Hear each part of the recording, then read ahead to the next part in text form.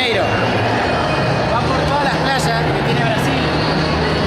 Termina haciendo muchas paradas. Acá pasa por un río, por los ríos más importantes de Brasil.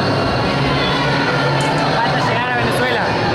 De Venezuela hace una parada acá, en Cumaná.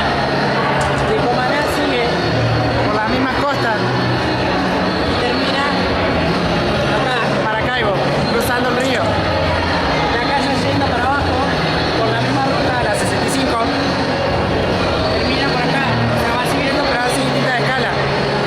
Voy a hacer distintas escalas, no sé, en Neiva, por lo menos. Porque ya son las rutas provinciales más importantes de Bogotá.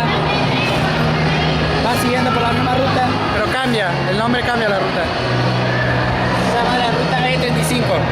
De la E35 sigue bajando nomás. Sigue hasta llegar a Chiclayo. De acá baja, sigue bajando, sigue todo por la misma ruta. O sea, todo por la costa de